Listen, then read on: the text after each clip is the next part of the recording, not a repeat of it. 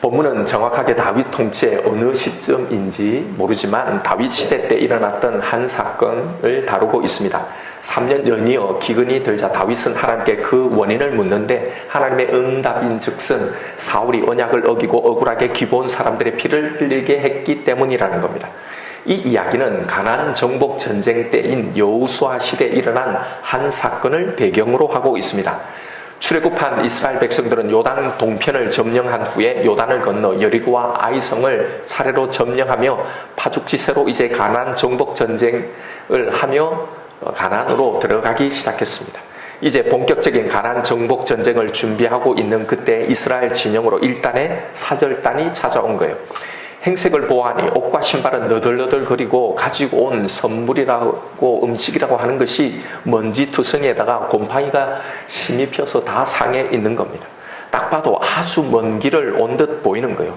그들이 한숨을 돌리며 하는 말이 당신들의 소식을 우리가 멀리서 듣고 당신들과 화친하기 위해서 이렇게 먼 길을 왔다는 겁니다. 그러면서 우리를 해하지 말 것을 약속해 달라는 거예요. 여호수아와 장로들은 보아하니 먼 나라의 백성인 줄 알고 속은 거예요. 그래서 속아서 당신들은 우리가 절대 해하지 않겠다고 하나님의 이름으로 맹세를 합니다. 언약을 맺어줍니다. 그런데 웬걸 이들은 먼 곳에서 온 게 아니라 바로 코앞에 이제 막 점령해야 하는 가나안 땅 기브온 민족이었던 거예요. 이스라엘 장로들 회의에서 경론이 일어났죠. 이 기브온은 하나님이 반드시 멸하라고 명령하신 가나안 족속이었는데 그런데 그들을 절대로 죽이지 않겠다고 하나님의 이름으로 맹세를 해버렸으니 그 약속을 어길 수가 없는 겁니다. 그래서 약속을 지켜서 살려주는 대신에 가나안 땅에 살면서 이스라엘 백성들을 위해서 나무를 패고 물을 깃는 노예로 살게 해주었던 거예요. 그렇게 오랜 세월 동안 이렇게 이스라엘과 동고동락해 온 그들에게 큰 시련이 닥친 겁니다. 사울이 왕이 되자 그들을 학대하며 그 땅에서 살지 못하도록 그들을 쫓아내고 심지어는 학살했던 거예요. 오늘 본문에는 사울이 이스라엘과 유다 족속을 위하여 열심히 있었다고 하는데 이런 이유였습니다. 기브온은 사울에 속한 베냐민 경내에 있는 땅에 살고 있었는데요. 이제 사울이 왕이 되자 자신의 동족인 베냐민에게 좀 더 넓은 땅을 주고 싶었겠죠. 그래서 기브온 사람들을 몰아내기 위해 이 언약을 어기고 그들을 학살했던 겁니다. 일종의 자국민 우선 정책을 펴면서 이스라엘과 유대 사람들의 환심을 사려고 했던 겁니다. 혹은 사울은 순수한 단일 민족을 구축하기 위한 이 열심으로 이방 족속을 다 축출하려고 했는지도 모르죠. 그러나 이게 어찌됐건 이것은 분명히 하나님의 이름으로 맺은 이 언약을 어기는 것이었고 결국 이 일로 하나님의 징계를 받았다는 사실입니다. 기브온 입장에서는 억장이 무너지는 심정이었을 거고 그들은 그렇게 하나님께 자신의 이 억울함을 호소했던 겁니다. 그들의 억울한 호소를 들으시고 하나님은 이 일에 대한 징계로 다윗 시대에 3년간의 기근을 내리신 거였어요. 다윗은 하나님의 응답을 받고 기브온 장로들에게 어떻게 보상해야 너희의 원한이 풀어지겠냐를 묻습니다. 그러자 기브온 사람들은 우리의 원한은 돈으로 해결될 것이 아니라 우리들과 언약을 어긴 당사자의 이 후손, 즉 사울의 후손 7명을 우리에게 내어주어서 목매달아 죽이게 해달라는 겁니다. 난감한 제안이었지만 어쩔 수 없이 사울의 자손 7을 내어줍니다. 사울의 첩 리스바의 2 아들과 사울의 딸 메랍의 5 아들을 내어주는데 그런데 여러분 사실상 여기에 있어서 가장 1순위 최우선의 사람이 있었습니다. 그것은 바로 사울의 장남 요나단의 아들 무비보셋입니다.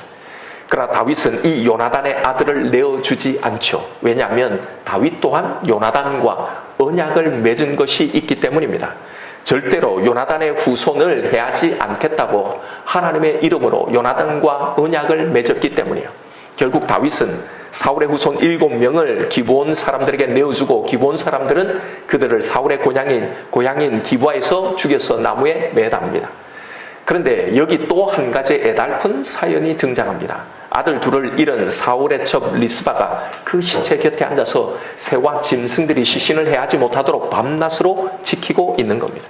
이 소식을 들은 다윗은 감동을 받아서 그들의 시체와 함께 조상들의 묘실에 장사되지 못하고 야베스 땅에 임시로 매장되어 있었던 사울과 요나단의 이 유골을 수습해서 사울 가문의 묘에 함께 묻어줍니다. 이렇게 하고 나서야 그제서야 하나님이 그 땅을 위한 기도를 들으시고 그 땅에 비를 내려주셨더라라는 것이 오늘 우리가 살펴볼 본문의 내용입니다. 오늘 본문의 이 이야기는 우리에게 어떤 메시지를 전달하고 있을까요? 오늘 본문은 해석하기가 쉽지 않은 여러 난제를 포함하고 있는 매우 사실 까다로운 본문입니다. 제일 먼저는 왜 이 이야기가 다윗의 연대순을 거스르고 갑자기 생뚱맞게 여기에 등장하고 있는가 하는 겁니다. 왜냐하면 이 일은 사실 연대순으로 맞지 않는 이곳에 등장하는 겁니다. 이 일은 다윗이 재옹립을 받은 20장 이후에 일어난 게 아니고 그 전에 압살롬의 반란 전에 있었던 일이거든요. 그래서 갑자기 그 이야기 순서대로 지금 진행해 오고 있는데, 그런데 갑자기 그 연대를 거스르고 이 사건을 여기에 언급하는 저자의 의도가 있을 거란 말입니다. 그게 뭘까 하는 거예요. 한편 내용적인 측면에서도 의문은 존재합니다. 언약을 어긴 사람은 사울인데 왜 사울의 범죄 때는 하나님이 가만히 있으시다가 다윗, 훨씬 수십 년이 지난 다윗에게 이 책임을 물으시고 지게 하는가 하는 거죠. 그리고 기브온의 억울함 때문에 3년 기근을 보내신 거라면 기브온의 요구대로 사울의 후손 7을 매달았으면 그때 바로 비가 오거나 문제가 해결되었어야지 왜 사울과 요나단을 함께 장사 지낸 후에야 그제서야 하나님이 그 땅을 위한 기도를 들으셨다라고 하는가 하는 질문입니다. 신학적인 질문도 존재합니다. 사실 기본이 주장하고 있는 그들의 언약은, 우리가 언약을 맺었다는 이 언약은 사실 정상적인 언약이 아니죠. 속임의 언약이었습니다. 그렇다면 속여서 맺은 이 속임의 언약도 지켜야 하는가라는 신학적인 질문이 나오게 되죠. 이런 질문들만 보아도 이 이야기는 단순히 누군가에게 원한 살만한 일을 하지 말아야 한다거나 혹은 약속을 했으면 꼭 지켜야 한다는 걸 교훈하려는 그런 이야기가 아니라는 걸 직감할 수 있습니다. 먼저 우리가 풀어야 할 과제는요, 왜 여기서 갑자기 연대기적 순서를 무시하면서 더군다나 다윗의 이야기에 막바지에 와서 이 기사를 언급하고 있는가 하는 겁니다. 사실 문맥의 흐름상 매우 매끄럽지 못한 위치에 여기 있는 겁니다. 지난 시간 우리가 살펴본 20장에서 압살롬의 반역 이후 일어난 세바의 반란마저도 이제 완전히 진압되었어요. 그리고 다윗은 무사히 이제 왕궁으로 환궁을 하면서 복권을 하게 됩니다. 그러면서 그동안 12장부터 서술해왔던 밧세바 사건으로 시작된 이 기나긴 다윗의 범죄와 징계에 대한 이야기는 거기서 이제 마무리가 되었던 겁니다. 그래서 지난 시간 20장의 제일 끝에 보면 다윗의 이 관료 조직에 대한 언급이 나옵니다. 그래서 다윗의 왕권이 이제 완전히 회복되었음을 말해주는 거예요.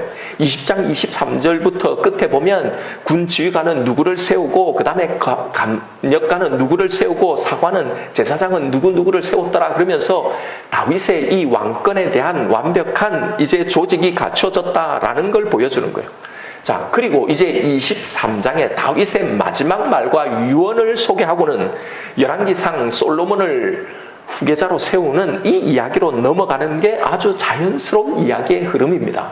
왜요? 대부분의 다윗의 일대기의 중요한 이야기들은 다 마쳤기 때문이에요.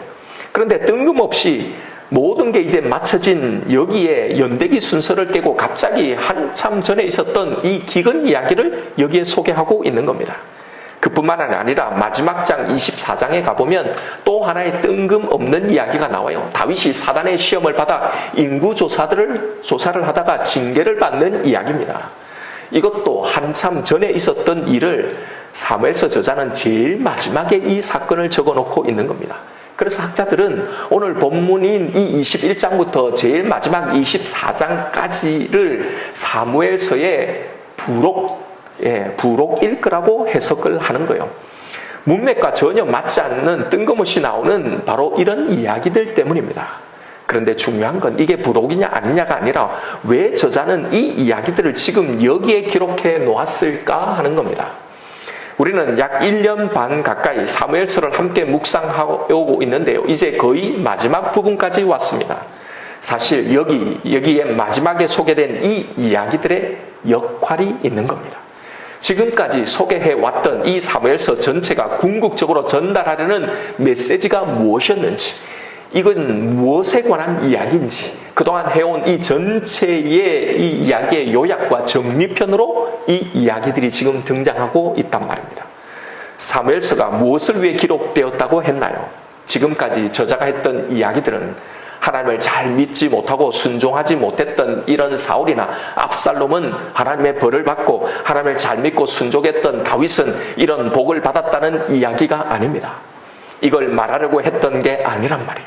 다윗과 그의 통치가 상징하고 그리는 것이 있었습니다. 바로 예수 그리스도와 그가 가져올 구원과 그의 복음에 대한 이야기였던 거예요. 사실 이 모든 이야기는 예수 그리스도를 예표하는 이야기였습니다. 그러니까 21장부터 24장까지 이야기는 지금까지 들려주었던 이 사무엘서의 이야기가 사실은 무엇에 대한 이야기였던가를 다시 한 번 더 독자에게 재확인시켜주고 있는 이야기인 거예요. 바로 언약에 대한 이야기, 하나님의 언약, 바로 예수 그리스도와 그의 복음에 대한 이야기였다는 걸 말입니다. 저자의 이런 의도 때문에 다윗 이야기의 마지막은 우리가 볼 때 다소 의외의 이야기를 소개하고 있는 겁니다. 그래서 사무엘서 마지막에 등장하는 이 이야기들이 무엇을 말하는지를 앞으로 살펴볼 겁니다. 오늘 이 시간은 이 사건을 살펴볼 건데, 그럼 다시 한번 질문을 던져보죠. 저자는 내가 지금까지 들려준 이 모든 이야기들이 결국은 하나님의 구원인 예수 그리스도의 복음을 이야기하려고 하는 거였다라는 걸 말하려고 하는데, 그런데 왜 하필 이걸 말하려고 하면서 이 기본 사건을 소개하고 있을까 하는 겁니다. 이 이야기가 복음과 과연 무슨 상관이 있기에 말입니다. 더군다나 기본이 지금 맺었다고 하는 이 언약은 정상적인 언약이 아니었잖아요. 속임의 언약이라는 것이 우리를 더 의아하게 만드는 겁니다. 왜 이 사건을 저자는 택했을까요? 그건 이 기본의 언약이 하나님이 우리에게 주신, 우리가 하나님과 맺은 이 구원의 언약을 가장 잘 표현해 주고 있기 때문입니다. 잘 한번 생각해 보세요. 하나님과 우리가 맺은 이 언약도 정상적인 언약이 아니죠. 자고로 언약이라는 건 지킬 의사와 능력을 가지고 맺는 것인데요, 우리 편에서는 지킬 수 없는 언약을 맺은 겁니다. 우리는 이걸 지킬 능력이 없으면서도 이 언약을 맺은 거잖아요. 고로 우리가 하나님과 맺은 이 언약도 사실은 속임의 언약인 겁니다. 지킬 능력이 없는 우리에게 하나님이 스스로 속아주시는 속임의 언약이란 말입니다. 인간인 우리가 하나님과 맺은 최초의 언약이 이 선악과 언약이었잖아요. 먹지 않으면 영원히 살고 먹으면 죽는다. 그 언약에 먹지 않겠다고 다짐을 하고 언약을 맺었지만, 실상 아담은 이 언약을 지킬 능력이 없었던 채로 이 언약을 맺은 거잖아요. 아브라함과 맺은 언약도 한번 보십시오. 그에게 많은 후손과 가나안 땅을 약속하시자 아브라함이 이걸 믿겠다고 했습니다. 하나님은 그것을 의로 여기시고 짐승을 쪼개놓고는 그 사이를 지나가는 언약을 맺었잖아요. 분명 아브라함은 믿겠다고 철석같이 약속했지만, 사실 아브라함은 결코 그 언약을 지키지 못하잖아요. 어디 그것뿐입니까? 출애굽하고 시내산에서 이스라엘은 언약을 맺습니다. 가나안에 들어가기 전에 모압 평지에서 또 언약을 맺습니다. 또 들어가서 계속 언약을 맺습니다. 또 왕들이 세움을 받을 때 하나님은 이스라엘과 언약을 맺으셨잖아요. 그리고 이스라엘은 약속했습니다. 절대로 하나님을 배신하지 않겠다고, 당신만 섬기겠다고. 그런데 실상은 어땠습니까? 그걸 지켜낼 능력이 없더라는 게 이스라엘의 전 역사 모든 책들이 보여주는 바로 그 이야기잖아요. 지켜낼 능력도 없으면서 철석같이 우리는 다 지켜낼 수 있다고. 여러분, 이게 다 사실은 속임의 언약이었단 말입니다. 인간이 하나님께 맺고 있는 모든 언약이 사실은 이런 언약이었단 말이에요. 우리는 매번 이런 속임의 언약을 맺고 있지 않습니까? 하나님 이번 한 번만 살려주시면, 하나님 이것만 해결해 주시면 이제는 다시 배반하지 않겠습니다. 정말 이제는 진짜 잘 믿겠습니다. 이제는 하나님이 하시는 대로 이제는 다 하겠습니다. 이 약속, 여러분, 이 언약은 속임의 언약이 아닌가요? 사실 인간인 우리가 하나님과 맺은 이 모든 언약, 이 구원의 언약은 이렇게 속임의 언약이었던 거예요. 이 이야기 속에서 속임으로 맺은 기본의 언약은 바로 이런 우리가 맺은 하나님과의 언약을 상징하고 있고, 이 언약에 대한 하나님의 반응, 이런 언약에 조차 신실하신 하나님의 이 신실하심을 바로 이 사건을 통해 말하려고 하는 겁니다. 그래서 가만히 오늘 본문의 이야기들을 잘 묵상해 보면 여기에 분명히 드러나는 이 단어들 또 이야기가 있습니다. 주제가요. 이 모든 이야기들이 다 언약에 관한 이야기라는 걸 알 수 있습니다. 여러분, 오늘 성경의 저자가 기본 언약 사건에서 무엇을 복음과 유비하고 있는지를 잘 보십시오. 3절입니다. 다윗이 그들에게 묻되 내가 너희를 위하여 어떻게 하랴? 내가 어떻게 속죄하여야 너희가 여호와의 기업을 위하여 복을 빌겠느냐 하니, 다윗이 묻습니다. 어떻게 해야 속죄가 되겠냐고요. 여기서 속죄하다, 이 카파르라는 이 단어는요, 제사 용어예요. 대가를 치르고 용서함을 받는다는 의미입니다. 기본 사람들이 어떤 속죄 대가를 원합니까? 5절입니다. 그들이 왕께 아뢰되 우리를 학살하였고 또 우리를 멸하여 이스라엘 영토 내에 머물지 못하게 하려고 모해한 사람의 자손 7사람을 우리에게 내주소서. 여호와께서 택하신 사울의 골 기브아에서 우리가 그들을 여호와 앞에서 목매어 달겠나이다. 그런데 여기에 속죄, 대속의 방법이 뭐라는 겁니까? 언약을 어긴 당사자 사울의 후손 7을 목매어 달겠다는 겁니다. 여기에서 우리가 유의해 볼 대목은 목매 달겠다는 이 단어예요. 아카라는 이 단어는요, 뼈를 분리시키다는 이 단어입니다. 이건 단순히 공중에 목을 매달아 죽이겠다는 의미가 아니고, 뼈를 분리기 시킨다는 건 이 7사람을 칼로 쪼갠 다음에 그 시체 일부 혹은 머리만을 공중에 매달아 놓겠다는 이야기입니다. 왜 여러분 이런 형벌을 속죄의 대가로 요구했을까요? 이것이 언약을 어긴 것에 대한 형벌이기 때문입니다. 당시에 언약을 맺을 때 하는 특별한 하고 독특한 의식이 있었습니다.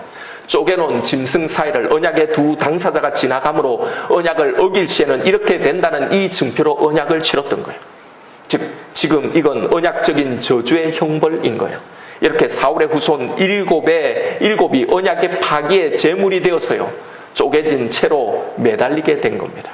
결국 이 속임의 언약은 속죄로만 완성된다는 거예요. 속죄로만 지켜지게 된다는 걸 보여주고 있는 겁니다. 그런데 성경 저자는 여기에 한 가지 사건을 더 추가해서 기록하고 있습니다. 사울의 첩 리스바가 그 제물 위에 새가 앉지 못하도록, 짐승이 범하지 못하도록 밤낮으로 지키고 있는 겁니다.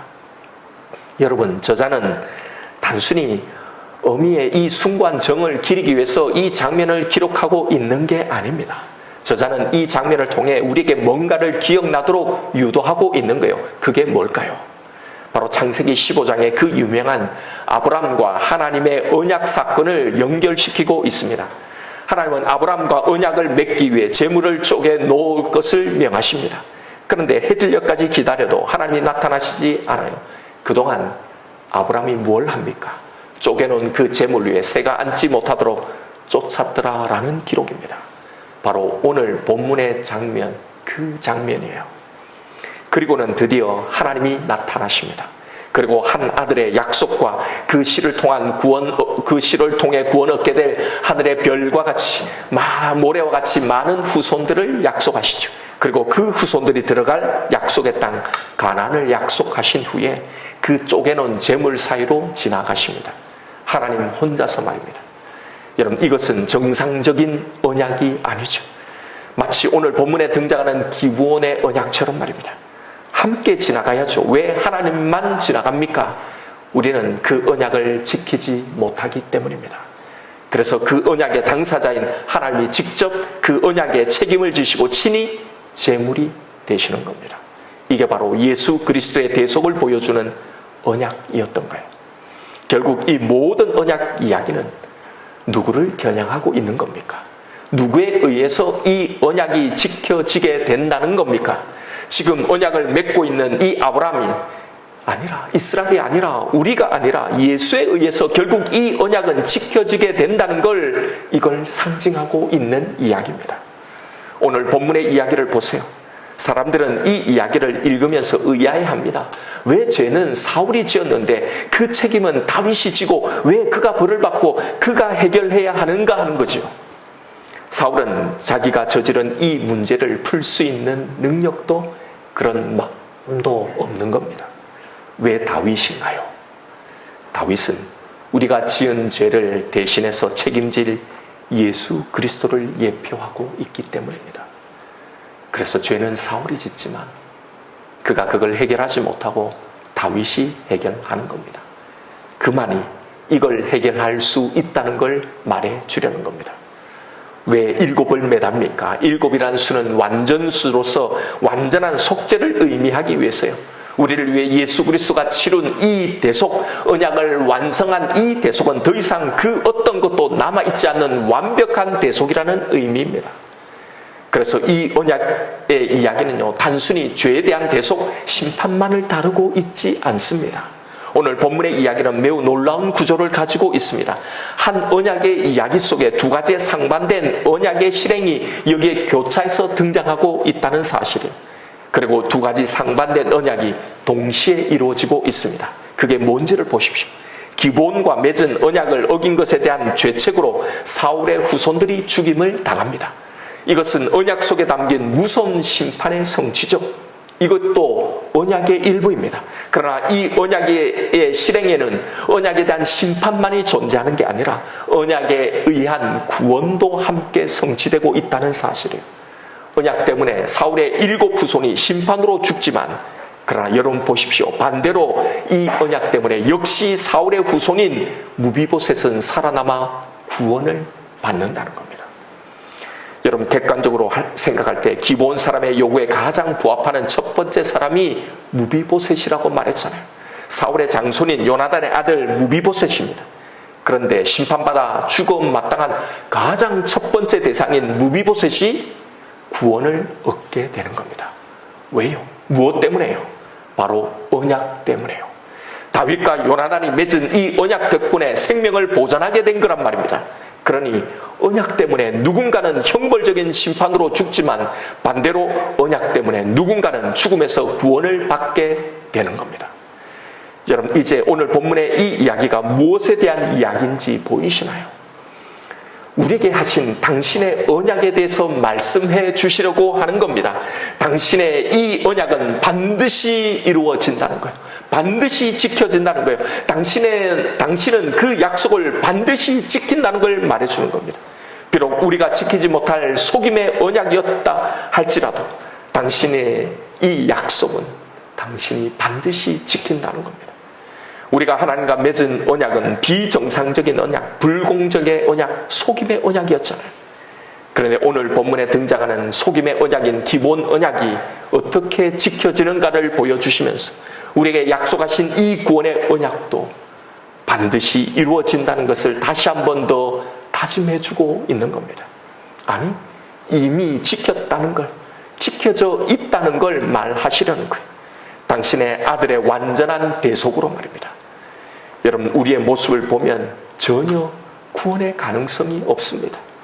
그러나 우리의 구원은 실패하지 않는다는 겁니다. 왜요? 예수 그리스도가 우리에게 지불해야 할 그 대가를 완전히 지불했기 때문입니다. 이렇게 우리가 하나님과 맺은 이 언약은 이미 완성되어 있기 때문입니다. 언약의 저주는 이미 지나간 겁니다. 언약의 당사자가 언약 파기의 책임을 지므로 그 형벌을 다 받음으로 죄책은 사라지게 되는 겁니다. 바로 이게 우리가 받은 구원이란 말입니다. 그래서 이제 복음 안에 있는 자는 영원한 전 운명이 바뀐 겁니다. 망할래야 망할 수 없는 존재, 저주받을래야 받을 수 없는 존재가 된 겁니다. 그런데 성경 저자는 왜 또 이 복음의 이야기를 할까요? 왜 성경은 우리가 그렇게 귀에 못이 박히도록 들은 이 복음을 또 이야기하고 있는 겁니까? 안 믿기 때문입니다. 우리가 이걸 믿지 못하기 때문입니다. 그 증거가 뭐냐면 우리는 계속 우리의 모습, 우리의 넘어짐을 보면서 늘 나의 구원을 의심하고 불안해하고 두려워하고 있기 때문입니다. 문제가 생기면 죽을 것 같이 힘들어하는 우리의 모습이 바로 그 증거입니다. 내가 영원히 너와 함께하여 너를 지키고 보호하겠다는 이 약속을 못 믿는 겁니다. 하나님이 어디에 계십니까? 있기는 하는 겁니까? 정말 나를 사랑하시고 나를 기억하시기나 하는 겁니까? 정말 이 문제, 이 사건에서 나는 괜찮은 걸까? 정말 하나님이 여기서 나를 지키고 보호하실까? 의심하고 근심하고 걱정하는 것은요, 복음의 그 능력과 그 가치를 제대로 알지 못하고 누리지 못하고 있기 때문입니다. 안 믿고 있기 때문이에요. 우리가 하나님과 맺은 이 구원의 언약 자체가 말이 안 되는 속임의 언약이라는 이 사실을 자꾸 놓치기 때문입니다. 사실은 우리는 지킬 능력이 없는 이 약속을 하나님이 속아 맺으신 거예요. 스스로 속아서. 왜요? 우리에 의해서가 아니라 당신의 아들을 통해 이걸 이루시려고. 여러분들 말씀드리지만 믿음이 연약해서 부족해서가 아닙니다. 안 믿는 겁니다. 그래서 다른 것을 계속 찾고 믿는 거예요. 내 의를 믿고 내 수준을 믿고 이걸 해결할 만한 어떤 것 세상적인 안전장치 이 힘을 믿는 겁니다. 그래서 우리가 기도를 해도 내가 믿고 있는 바로 이걸 해결할 수 있을 거라고 생각하는 이걸 달라고 기도하고 있는 것. 여러분 이게 하나님을 안 믿고 있는 거잖아요. 여러분 왜 복음이 이 세상 삶에는 아무런 힘도 없는 것처럼 왜 그렇게 우리에게 느껴지는 겁니까? 복음 자체가 능력이 없어서가 아닙니다. 복음의 능력을 여기에 담긴 하나님의 이 약속, 이 다짐, 이 의지를 하나님의 이 열심, 이 언약을 믿지 않기 때문입니다. 믿지 않는 자에게 복음은 아무것도 줄 수 없는 겁니다. 이 말을 하려고 사무엘서 저자는 여기서 이 이야기를 우리에게 들려주고 있는 겁니다. 이걸 강조하려고 저자는 또 하나의 언약 이야기를 여기에 더 해놓고 있는 겁니다. 여러분 자세히 보면 이 이야기에서 마지막에 의아한 대목이 있습니다. 여기서 기근은 사울의 후손 7명을 죽인 후에 끝나지 않아요. 사울이 언약을 어긴 것 때문에 이 사건이 일어났는데, 그런데 정작 사울의 후손 7을 그 기본이 요구해서 죽였는데도 기근이 해결되지 않습니다. 원한을 풀어준 후에도 해결되지 않아요. 기근은 사울과 요나단의 뼈를 가지고 이 7명의 뼈와 함께 사울의 아버지 기스의 묘실에 장사된 후에 그때 하나님이 그 땅을 위한 기도를 들으셨다. 즉 기근을 그치고 비를 내리셨다라는 겁니다. 왜 7명의 죽음 직후에 하나님께서 기도를 들으신 것이 아니라 사울의 일가의 이 장례를 마친 후에야 기도를 들으셨을까 하는 겁니다. 그건 아직 지켜지지 않고 남아있는 한 언약 때문에 그러셨던 거예요. 고로 여러분 이 이야기는 원한에 대한 이야기가 아니라 언약에 대한 이야기란 말입니다. 전부 언약에 대한 이야기예요. 하나님의 이름으로 맺어진 모든 언약이 다 지켜지는 이야기입니다. 사울은 하나님의 언약을 무시해서 그 언약 그대로 심판을 받죠. 기본과 맺은 언약은 비록 속임의 언약이라도 지켜집니다. 사울의 후손 7은 언약 때문에 죽고, 역시 사울의 후손인 이 요나단의 아들 무비보셋은 언약 때문에 삽니다. 그리고 이 하나님의 심판은 결국 또 하나의 마지막 이 언약 때문에 해결됩니다. 보세요. 다 온통 언약에 대한 이야기잖아요. 그 남은 또 하나의 언약이 뭘까요? 사무엘상 24장에서 미친 사울과 다윗이 맺은 언약입니다. 자신을 죽이려는 이 사울을 살려준 다윗은 사울의 언약의 요청을 듣게 됩니다. 사무엘상 24장 21절에요. 사울이 말하는 겁니다. 너는 내 후손을 끊지 아니하며 내 아버지의 집에서 내 이름을 멸하지 아니할 것을 이제 여호와의 이름으로 내게 맹세하라. 여기서 내 아버지의 집에서 내 이름을 멸하지 말라는 이것은 무슨 의미일까요? 족보에서 내 이름을 빼지 말라는 이게 아니에요. 구약에는 죽어서 장사된다는 것을요, 열조에 돌아가다 혹은 열조와 함께 자다라는 이 표현을 사용합니다. 이 표현은요, 죽어서 가족 묘실에 묻히게 되는 이걸 말하는 거예요. 사람이 죽으면요, 유대인은요, 가족 묘실에서 다 함께 매장합니다. 죽은 사람을 따로 한 1m 정도 높이에 되는 이 돌 거기에 눕혀 놓습니다. 그래서 살이 다 썩어서 뼈만 남을 때까지. 그래서 뼈만 남아 이것을 모아서요, 무덤은 따로 있습니다. 그 옆에 조상들의 뼈가 계속 묻어있는 그 위에 함께 그 뼈를 올려두는 거예요. 이렇게 해서 이러한 가정이 세대가 바뀌면서 계속 유지되는 거예요. 사람이 죽으면 자연적으로 그의 조상과 함께 묻히게 되는 겁니다. 만일 죽어서 가족 묘실에 이렇게 묻히게 되지 않으면요, 이미 죽은 가족과 함께 있을 수 없게 되는 겁니다. 사울이 내 아버지의 집에서 내 이름을 멸하지 말라고 한 것은요, 바로 그런 상황을 염두에 두고 말하는 겁니다. 왜냐하면 당시에 가족 묘실에 장사되지 못하는 것을요, 이스라엘 사람들은 죽음에 대한 가장 큰 저주라고 생각했기 때문입니다. 그래서 성경에서 사람들이나 왕의 죽음에 대해서 조상들과 함께 자다라는 이 표현을 그렇게 쓰는 겁니다. 그래서 다윗에게 바로 이 언약을 요청했던 겁니다. 여기서 이 사울과 다윗이 맺은 언약을 한번 보십시오. 이것 역시 속임의 언약이었던 겁니다. 사울은 이제는 절대로 다윗 너를 쫓지 않겠다, 내가 너를 죽이지 않겠다고 언약을 하면서 이 언약을 맺은 겁니다.